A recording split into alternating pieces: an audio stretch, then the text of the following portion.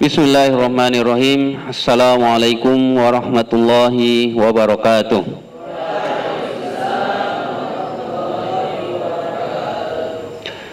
Alhamdulillahi wa kafa, wassalatu wassalamu ala rasulillahil mustafa wa ala alihi wa ashabihi ahli sidqi wal wafa.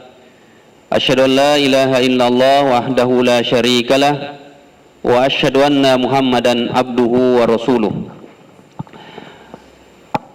Alhamdulillah, kita kembali melanjutkan pembahasan kitab yang ditulis oleh Al-Imam At-Tirmizi rahimahullah ta'ala, yang sebagaimana kita ketahui bahwa beliau adalah salah satu dari 6 periwayat hadis yang wafat tahun 279 Hijriah.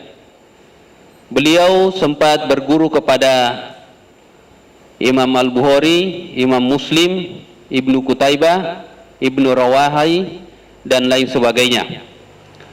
Beliau adalah orang yang senantiasa memperhatikan. Salah satu perhatian besar beliau selain kepada hadis adalah kepada diri dan ciri baik fisik ataupun sifat dari Rasulullah sallallahu alaihi wasallam. Dari kitab beliau ini, Asy-Syama'il An-Nabi atau Asy-Syama'il Muhammadiyah, menggambarkan secara sempurna bagaimana pribadi dan kriteria daripada baginda Rasulullah sallallahu alaihi wasallam. Baik, kita lanjutkan pada bab yang ke-17. Qala al-muallif babu ma jaa fi imamati Rasulillah sallallahu alaihi wasallam. Bab sorban Rasulullah sallallahu alaihi wasallam. Beliau menyebutkan 5 hadis dengan ada beberapa hadis yang serupa. Baik, kita masuk pada hadis yang pertama. Qala haddatsana Muhammad bin Bashar, qala haddatsana Abdurrahman bin Mahdi an Hammad bin Salamah. Tahwil, qala haddatsana Mahmud bin Goilan, qala haddatsana Waqi an Hammad bin Salamah an Abi Az-Zubair an Jabir qala dakhala an-nabiy sallallahu alaihi wasallam Makkah yaumal fathi wa alaihi imamatun sauda.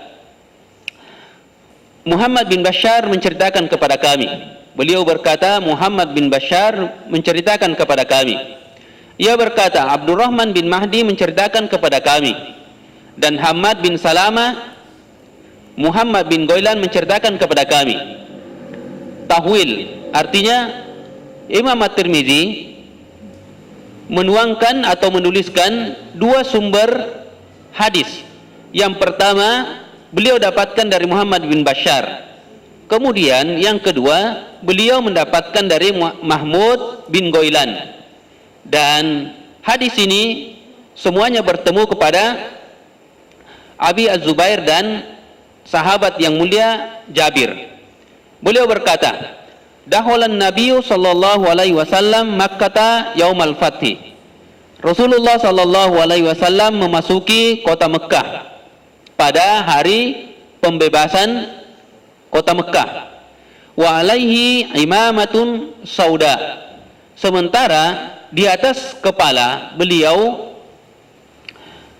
memakai sorban yang berwarna hitam. Tentu saja ini menggambarkan bahwa Rasulullah sallallahu alaihi wasallam salah satu daripada ciri Nabi adalah memakai sorban. Sampai ke perjalanan yang jauh sekalipun dari Madinah ke Mekah, beliau memakai sorban. Yang mana kita ketahui bahwa di Arab Saudi, ya, baik itu di Mekah ataupun di Madinah, kondisi cuaca di sana adalah kondisi yang sangat panas, sehingga zaman dahulu kemana-mana memakai penutup kepala. Dan salah satu pakaian yang paling disukai dan disenangi dan dicintai oleh Nabi adalah memakai sorban di atas kepala beliau. Kemudian hadis yang kedua yang Imam At-Tirmizi tuliskan di dalam kitabnya adalah hadis dari Ja'far bin Amr bin Hurais an abihi. Beliau berkata, qala ra'aitun nabiyya sallallahu alaihi wasallam yaktubu 'alal mimbar. Saya pernah menyaksikan Nabi berkhutbah di atas mimbar. Wa alaihi imamatun sauda. Sementara beliau memakai sorban warna hitam di atas kepala beliau. Jadi selain dalam perjalanan, Nabi juga mengenakannya ketika dipakai untuk berkhutbah ataupun dipakai untuk beribadah, baik itu di dalam masjid ataupun kegiatan-kegiatan lainnya. Kemudian hadis yang ketiga, para periwayat yang disebutkan di sini kembali bertemu dengan Ja'far bin Amr bin Hurais dari ayahnya.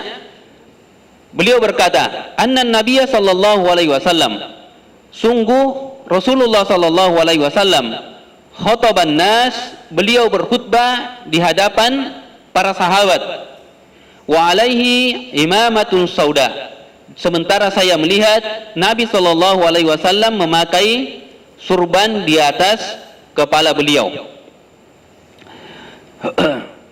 Kemudian di dalam hadis yang lain disebutkan dari Ibnu Abbas, anna Nabi sallallahu alaihi wasallam khataban nas, bahwasanya Nabi sallallahu alaihi wasallam berkhutbah di hadapan orang-orang. Wa alaihi isobatu dasma, dan saya melihat beliau mengenakan surban yang surbannya itu terkena minyak rambut. Santri yang sangat berbahagia, anak-anakku sekalian, ada dua hal yang kita saksikan atau kita ambil pelajaran yang sangat berharga di sini. Yang pertama, Nabi sallallahu alaihi wasallam senantiasa memakai penutup kepala atau sorban. Kemudian yang kedua, Nabi sallallahu alaihi wasallam memperhatikan kebersihan dan wangi-wangian pada diri beliau dengan memakai minyak rambut. Saya kira dua hal ini menjadi pelajaran yang sangat berharga bagi kita sekalian. Dan dipersilakan kalau ada yang ingin bertanya tentang materi sorban Nabi, silakan. Ya, silakan Saudara Reski. Bismillah, Assalamualaikum warahmatullahi wabarakatuh. Waalaikumsalam warahmatullahi wabarakatuh. Di dalam materi ini saya akan menanyakan bahwa bagaimana bentuk sorban Nabi Sallallahu Alaihi Wasallam, dan apakah Nabi Sallallahu Alaihi Wasallam memakai sorban itu ketika sholat sehari semalam.